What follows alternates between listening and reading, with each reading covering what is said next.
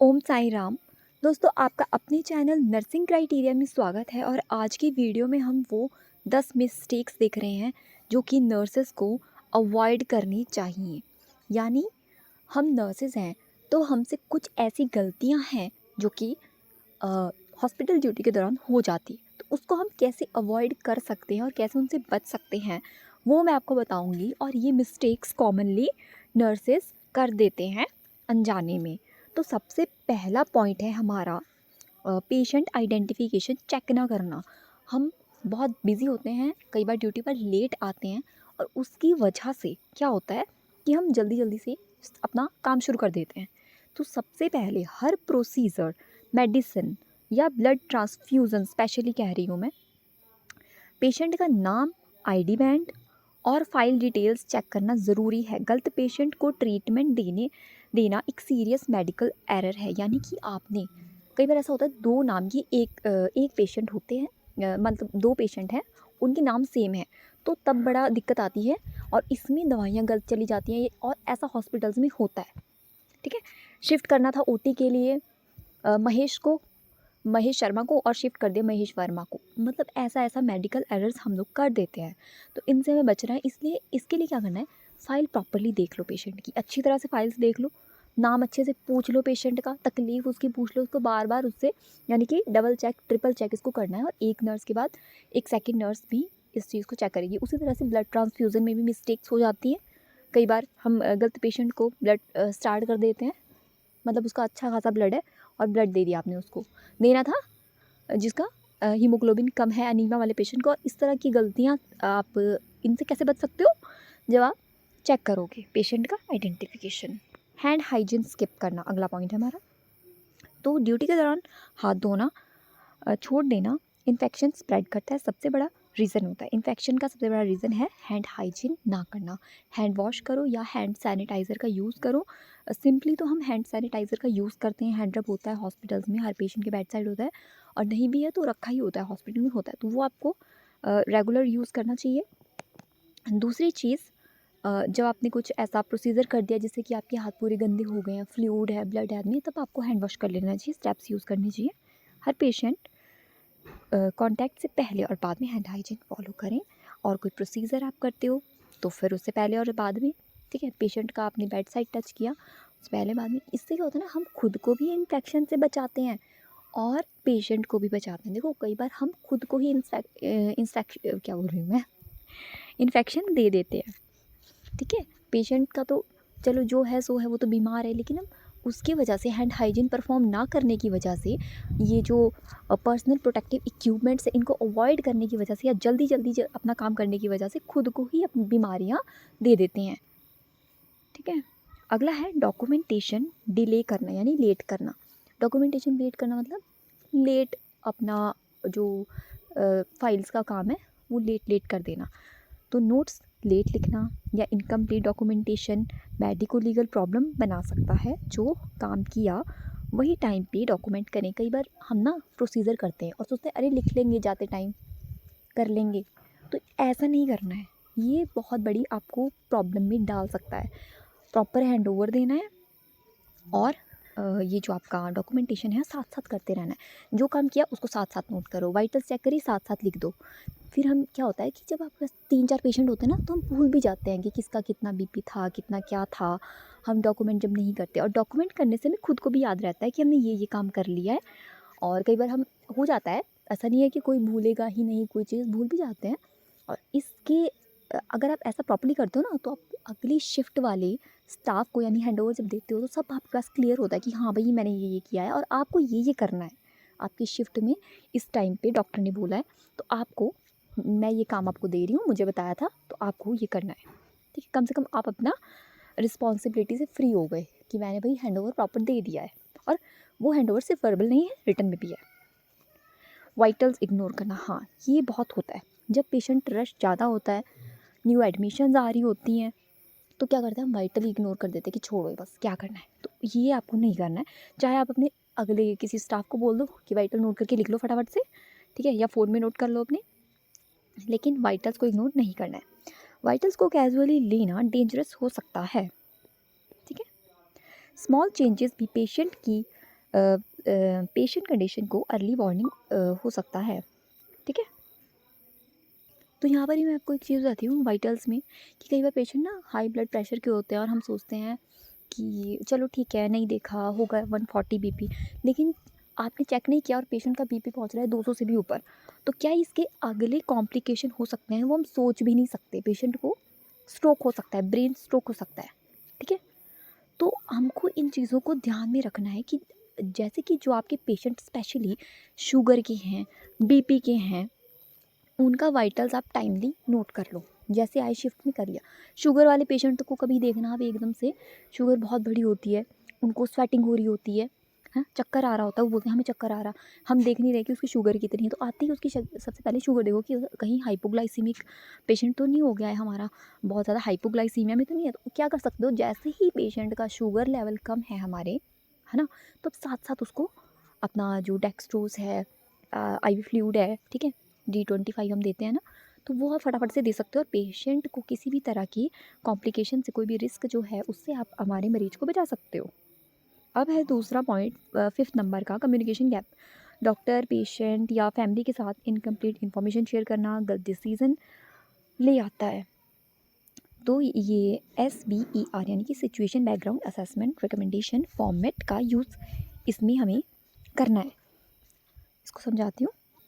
तो कई बार ना पेशेंट का जो कंडीशन होती है ना, वो ऐसा होता है हॉस्पिटल में, वो ठीक नहीं होती है, ख़राब होती है, लेकिन हम सोचते हैं नहीं नहीं हम मैनेज कर लेंगे।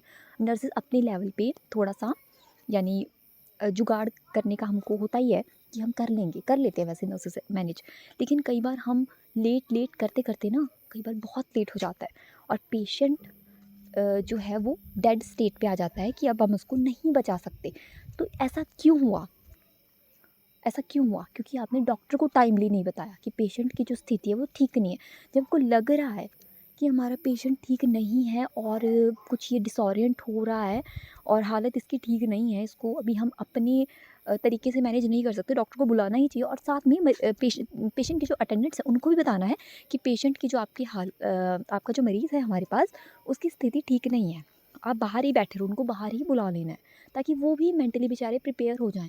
अचानक से पेशेंट कोलैप्स कर जाता है, फिर अचानक से आप डॉक्टर को बुलाते हो, डॉक्टर भी आपको डाँटेगा और पेशेंट के अटेंडेंट भी डाँटेगी कि भाई तुमने टाइमली में बताया क्यों नहीं कि क्या हुआ पेशेंट को। कई बार इस तरह के बहुत से पेशेंट हॉस्पिटल में एक्सपायर हो जाते हैं बेचारे, और ऐसा होता है हॉस्पिटल्स में। मैं आपको एक सच बात बता रही हूँ, ऐसा होता है। ये किस वजह से हो रहा है? नेग्लिजेंसी की वजह से, और हम ऐसी नेग्लिजेंसी हमें नहीं करनी है।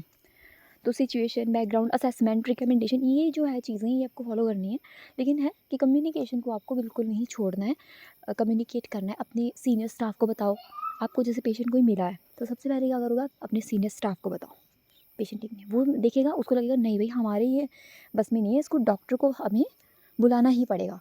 नाइट ड्यूटी में बहुत बार ऐसा होता है, नर्सेज तो बेचारी 24 घंटे काम करती हैं और डॉक्टर जाके अपने कमरे में सो जाते हैं। ये रियलिटी है दोस्तों, ठीक है? इसको आपको समझना पड़ेगा।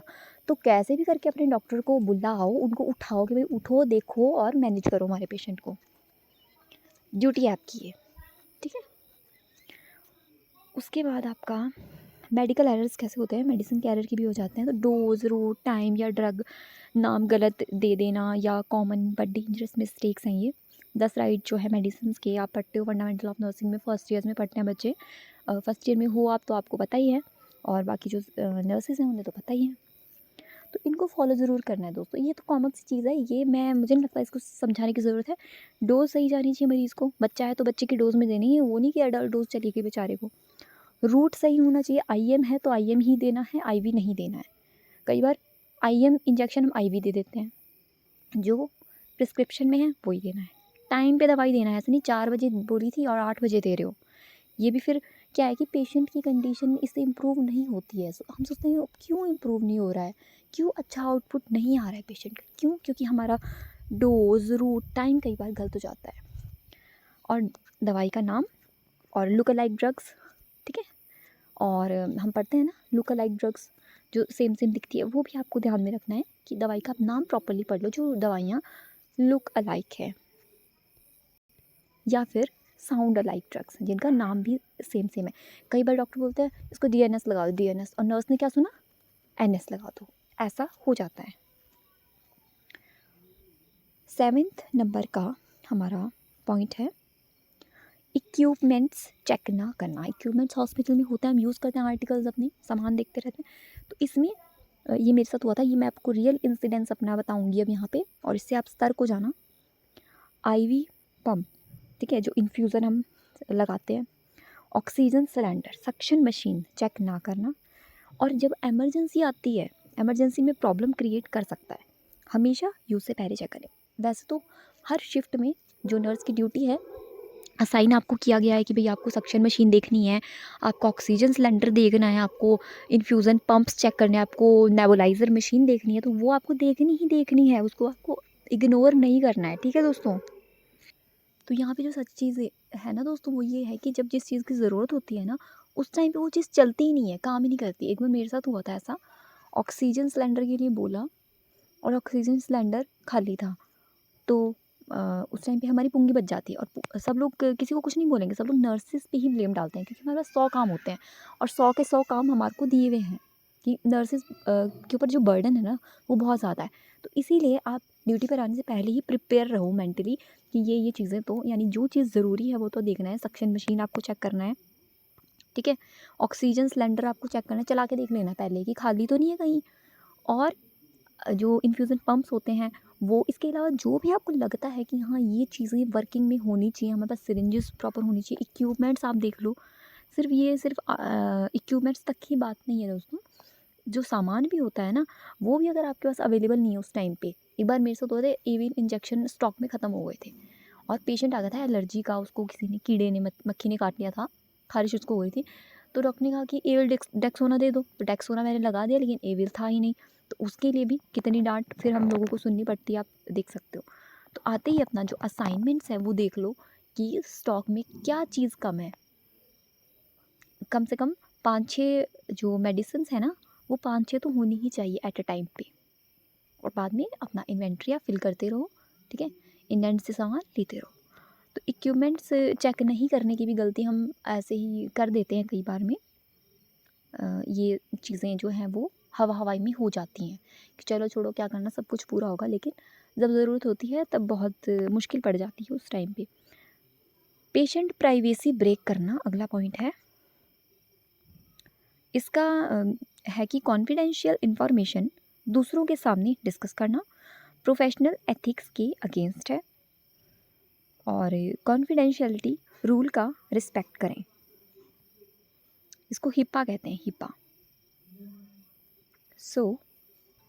तो ये एक एक्ट है जिसके अंदर में ये आता है कि पेशेंट की कुछ इन्फॉर्मेशन है वो आपको लीक नहीं करनी, आगे से आगे नहीं बतानी है, बस आप हैंडओवर में दे सकते हो। ये नहीं कि आप आगे शेयर कर रहे हो, दूसरे पेशेंट के अटेंडेंट को बता रहे हो। कई बार क्या होता है ना कि आप नोट करोगे, दूसरे पेशेंट के अटेंडेंट या आके पूछेंगे कि क्या है इस पेशेंट को, क्यों आप इसके पास ग्लव्स पहन के जाते हो, सारा काम ग्लव्स से। वो पूछ लेंगे कि क्या हुआ है, क्या हुआ है। आप देखना, ऐसा होता है हॉस्पिटल्स में। तो आपको वो ना, कई बार हम बता देते हैं भाई इसको ऐसा सा इन्फेक्शन है, इनसे दूर रहो। ऐसा आपको लीक नहीं करना है, आपको सिर्फ उनको बताना है कि हाँ भाई इससे थोड़ा सा आपको मास्क लगाना है, ये है, ये है। पूरा तरह से उनकी बीमारी को एक्सपोज नहीं करना है, कि आप बताते फिर हो कि हाँ इसको कैंसर है, इसको कैंसर है, तो 6 महीने में मर जाएगा। ऐसा हमें नहीं करना है। ये पेशेंट की प्राइवेसी का ध्यान रखना है, ठीक है, रिस्पेक्ट करना है पेशेंट की जो भी प्रॉब्लम्स हैं, कुछ भी एक्सपोज नहीं करना है। अगला है 9th नंबर का पॉइंट, ओवर कॉन्फिडेंस या प्रोटोकॉल इग्नोर करना। इसमें आता है कि एक्सपीरियंस के बाद भी एसओपी यानी कि स्टैंडर्ड ऑपरेटिंग प्रोसीजर्स इग्नोर करना गलती है। हर प्रोसीजर गाइडलाइन के अकॉर्डिंग करें। देखो क्या होता है कि जब ना कुछ टाइम हो जाता है स्टाफिंग में, तो स्टाफ धीरे धीरे बहुत ही कॉन्फिडेंट हो जाता है, और फिर हम लोग क्या करते हैं कि प्रोसीजर जो होते हैं, जिस तरह की गाइडलाइन उनमें फॉलो होनी चाहिए, जल्दी जल्दी के चक्कर में हम उनको भूल जाते हैं। जहाँ ग्लव्स पहने थे वहाँ पे ऐसे ही काम कर लिया, ऐसा होता है। सो ये जो चीज़ है, इनको इग्नोर नहीं करना चाहिए। इससे देखो आपकी भी सेफ्टी है और पेशेंट की सेफ्टी तो है ही, दोनों की सेफ्टी है। तो प्रोटोकॉल्स को फॉलो करना चाहिए, और जो भी प्रोसीजर जिस तरह से हमको पढ़ाई में जब हम ट्रेनिंग करते हैं, क्लिनिकल्स करते हैं, उस दौरान बताए जाते हैं, उनको हमें सॉरी, उनको हमें अपना ड्यूटी जितने भी दौरान की आपकी ड्यूटी है, ड्यूटी टाइमिंग है, जितने साल आप काम करते हो, तो ये सब हमें फॉलो करना चाहिए। ये एक नर्सिंग आपकी डिग्निटी मेंटेन करता है, तो इसका आपको ध्यान रखना है दोस्तों। अगला पॉइंट मैं आपको बताती हूँ। अगला है सेल्फ केयर इग्नोर करना। ये जो हम मेडिकल वाले होते हैं, पेशेंट के चक्कर में, डॉक्टर के चक्कर में अपनी हेल्थ को भूल जाते हैं। अपनी हेल्थ, रेस्ट और मेंटल वेलबींग इग्नोर करने से बर्नआउट हो जाता है। हेल्दी रूटीन मेंटेन करें, ठीक है। तो जो नर्सिंग की ड्यूटी होती है वो हेक्टिक होती है। नर्सिस को तो पता ही है, 100 काम हमारे सर पे डाल देते हैं, ठीक है। सब कुछ पेशेंट का हमारे को ही करना है, और फिर कुछ भी एक भी चीज़ आपसे मिस हो गई तो आपको डांट भी खानी है। ये तो हमें मेंटली, मुझे लगता है कि फर्स्ट ईयर से ही बच्चों में ही डाल देना चाहिए, ताकि वो हमेशा प्रिपेयर रहें, और कुछ भी बाद में ऐसा होता है तो उनको कोई फ़र्क ना पड़े। तो फ़र्क नहीं पड़ना चाहिए। एक कान से सुना, दूसरे कान से निकाल दिया। हाँ, गलती अपनी माननी है, वो तो सही बात है, और वो गलती दोबारा ना हो उसको ध्यान में रखना है कि गलती हम दोबारा नहीं करेंगे। हमसे हुई है, हम नहीं करेंगे। लेकिन कई बार हमारे साथ दोस्तों ऐसा भी होता है कि हमारी कोई गलती नहीं होती, फिर भी नर्सेस को सुनना पड़ता है। कई बार डॉक्टर की मिस्टेक होती है, कई बार दूसरे स्टाफ की मिस्टेक होती है, किसी ने आपको हैंडओवर प्रॉपर नहीं दिया तो आपको सुनना पड़ता है, ठीक है। एक्सरे वाले ने एक्सरे टाइम पे नहीं किया तो आपको ही बोलेंगे कि आपने क्यों नहीं किया, क्योंकि नर्सेस जो होते हैं ना, पेशेंट की जिम्मेदारी पूरी नर्सेस पे डाल दी जाती है 24 घंटे की। और ये जो चीज़ें हैं ये बर्नआउट कर देती है, परेशान कर देती है, और इससे हमारी हेल्थ पे भी प्रभाव पड़ता है, ठीक है, मानसिक और शारीरिक दोनों। तो इनसे बचने के लिए थोड़ा सा टाइम टेबल बनाना पड़ता है, यानी कि टाइम मैनेजमेंट करना पड़ता है। ड्यूटी गए तो ड्यूटी पर थोड़ा सा 10 मिनट पहले पहुंच गए, ताकि प्रॉपरली हैंड ओवर ले लिया। हैंड ओवर लिया तो वर्बली नहीं सुना, रिटन में ले लिया। रिटन में कई बार कागज़ गुम हो जाता है, मेरे साथ ऐसा बहुत होता था। तो फ़ोन में फ़ोटो खींच ली, क्योंकि फ़ोन तो आपके पास रहता ही है ना, फ़ोन में देख लिया। कोई भी चीज़ हैंडओवर में मिस नहीं होनी चाहिए, हर चीज़ नोट कर लो। और हैंडओवर आपको किसी चीज़ का वो बताना भूल गए तो उनको बोल दो कि कुछ आप भूल गए तो फ़ोन करके मुझे ज़रूर बता देना। तो ये चीज़ें होती है दोस्तों जो बर्नआउट से हमें बचा सकती है। और प्रॉपर अपनी डाइट, रेस्ट का हमें ध्यान रखना है, खुद ही ध्यान रखना पड़ेगा, वो तो कोई दूसरा तो ध्यान रखेगा नहीं। और हम जो लोग हैं नर्सिस, हम बहुत ज़्यादा रिस्क पे रहते हैं इन्फेक्शन की, क्योंकि सबसे ज़्यादा हम पेशेंट के कांटेक्ट में रहते हैं, बहुत ज़्यादा। तो अपना ध्यान हमें खुद ही रखना है दोस्तों। अपने दोस्तों के साथ प्लीज़ इस वीडियो को बहुत शेयर करना। अगर आपको मेरी बातें ज़रा भी पसंद आई हैं तो आगे इसको शेयर करना। आप कमेंट करके थोड़ा सा मुझे मोटिवेट कर सकते हो, मुझे भी अच्छा लगेगा कि कुछ मैं आपको बता रही हूँ, एनकरेज कर रही हूँ। तो जो मेरी ऑडियंस है वो भी मेरा साथ दे रही है, तो प्लीज़ आप एक छोटा सा कमेंट कर सकते हो, जिससे कि आपके लिए और अच्छी अच्छी वीडियोस बनाने के लिए मुझे मोटिवेशन मिलता रहे। आपके जो कमेंट है ना, उससे ही मुझे मोटिवेशन मिलता है बहुत ज़्यादा, तभी मैं रेगुलर वीडियो बना पाती हूँ। और वीडियो अच्छी लग रही है लाइक कीजिए, शेयर आपको करना ही है, बोलना नहीं है शेयर करना बिल्कुल भी। और सब्सक्राइब तो आपने किया ही होगा, मुझे पूरा विश्वास है।